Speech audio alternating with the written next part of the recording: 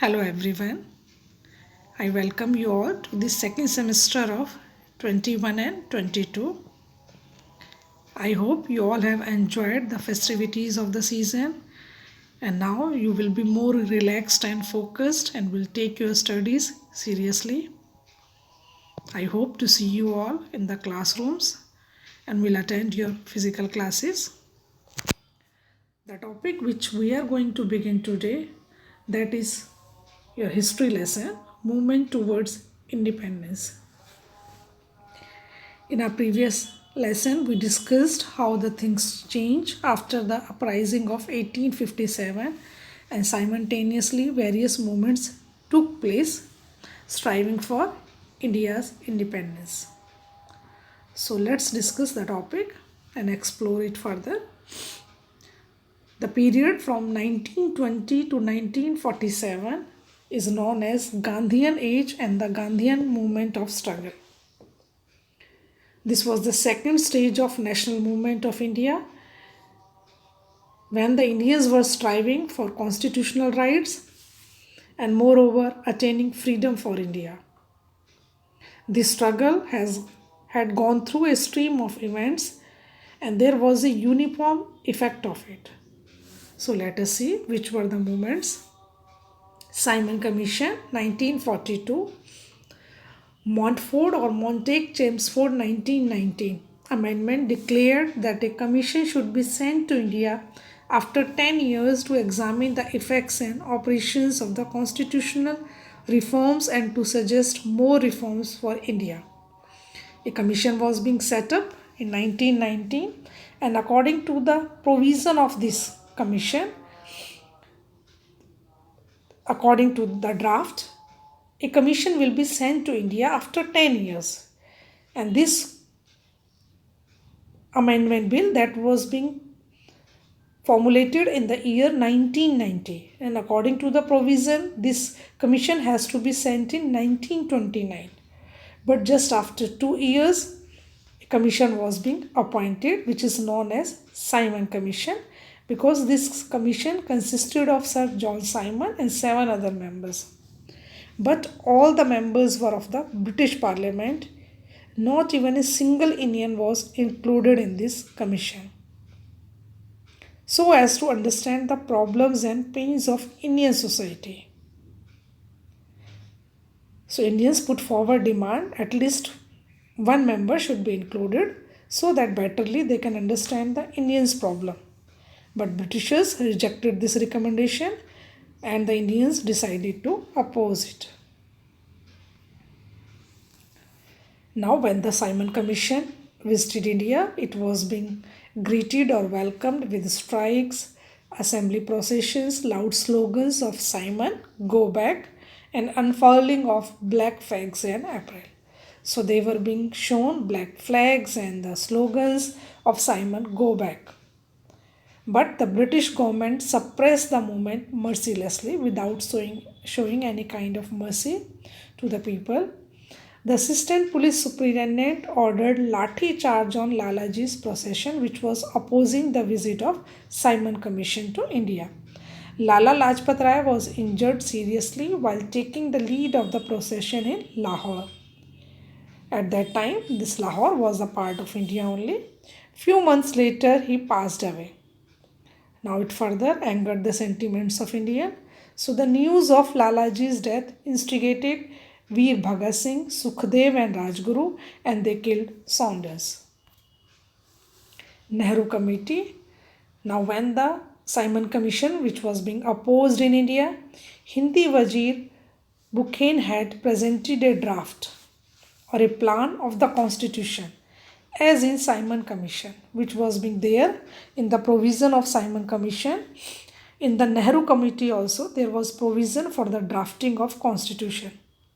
It stated that the Indian leaders of all parties formulate appropriate constitution, which is right for the Indians, which the British government will further think upon. So first the Indians should formulate constitution for India and then Britishers should think upon it.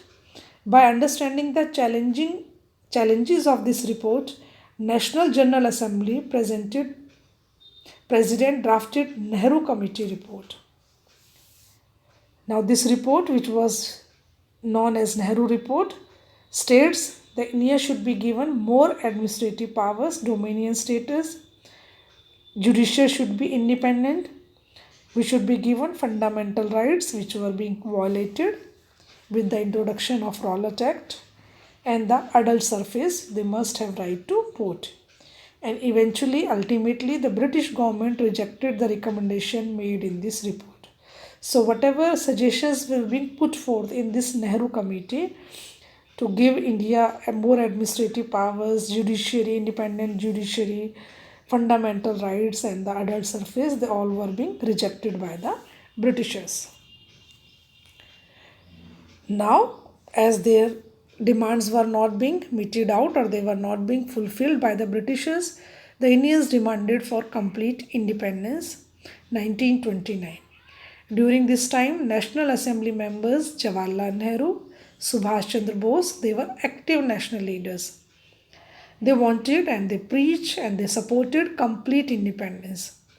Even the youth of India that was also not very happy with the dominion status, means only the administrative powers are being given to Indians. They were not happy with that. They wanted complete independence.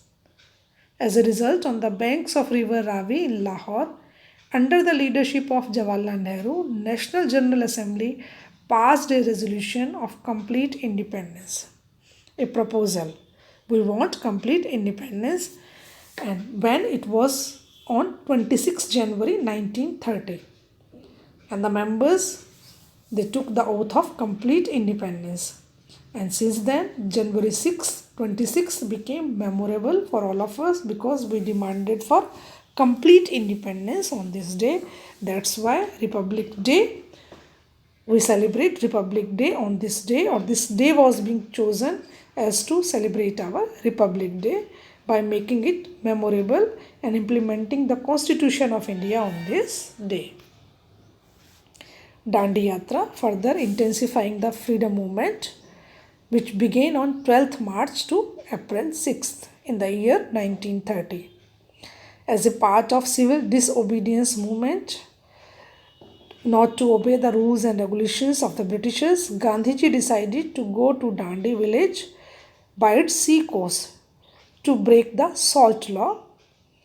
And on 11th March evening, in the assembly of thousands of people, the message of Satyagraha was being sent across. People got arrested, but with firm determination of non-violence, and the struggle against government continued. And ultimately, on 12th March 1930, under Mahatma Gandhi's leadership, they started Dandi Yatra with these supporters from Harijan Ashram, now Gandhi Ashram, and they saying the bhajan or the hymn, Vaishnav Janto Tene Kahiye Je Peed Parai Jane Re, that Gandhiji said in Dandi Yatra on 29th March 1930. He said, I shall die the death of crow and dog, but I will not return to this ashram without attaining Purna Swaraj. So while he commenced his Dandi Yatra from that ashram, he said, I will not come back to this ashram until we attain complete freedom. He further said, brave never run away from struggle, and the one who runs by seeing the struggle is not brave.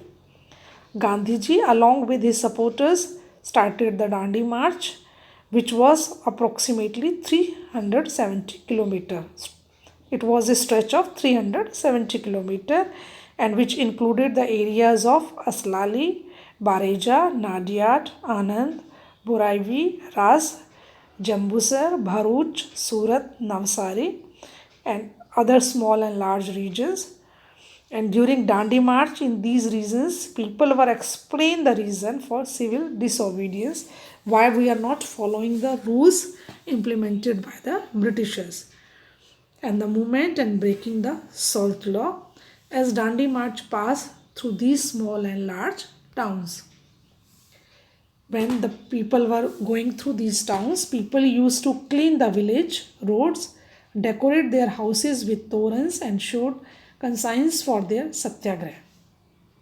Dandi Yatra had a wonderful effect in creating astonishing faith, unity, and consciousness among people.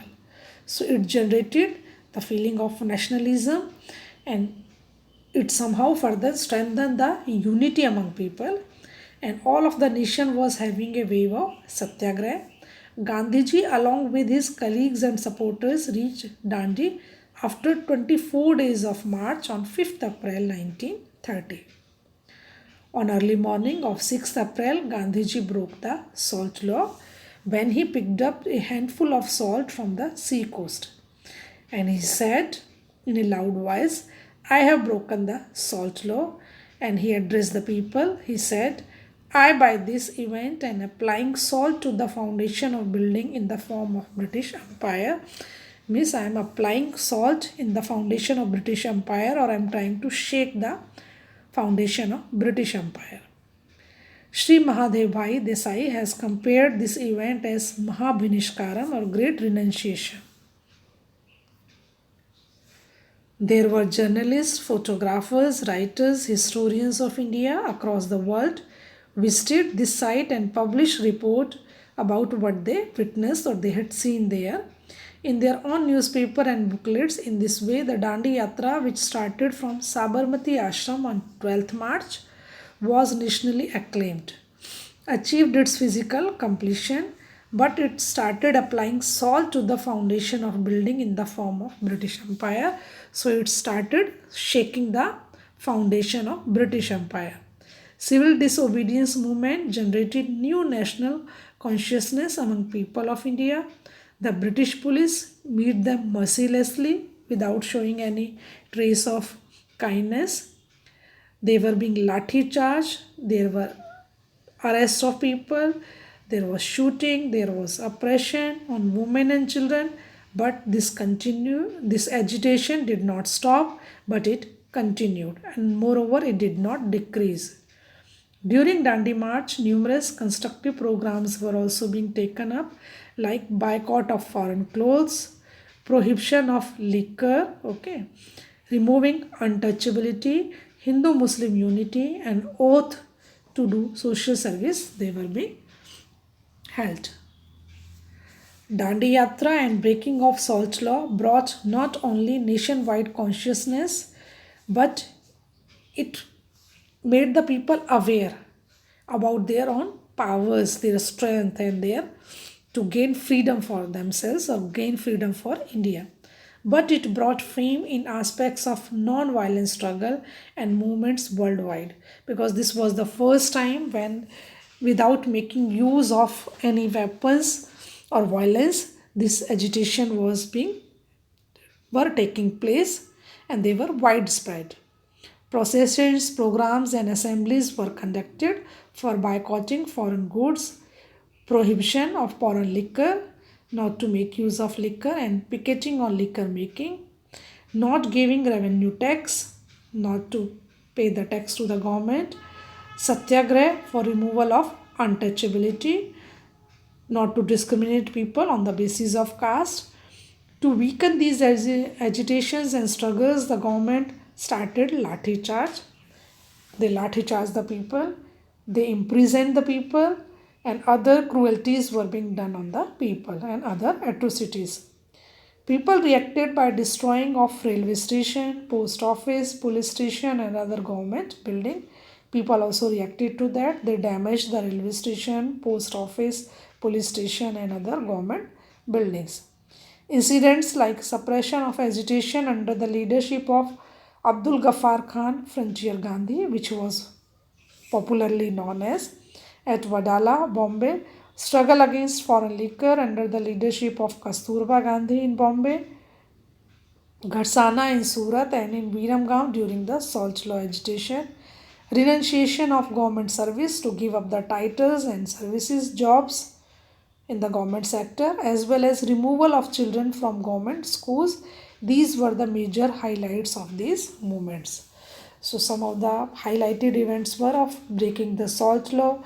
There were processions, there were hartals, there was boycott of foreign goods and clothes and liquor, and the people even damaged the government buildings or structures and non-payment of taxes.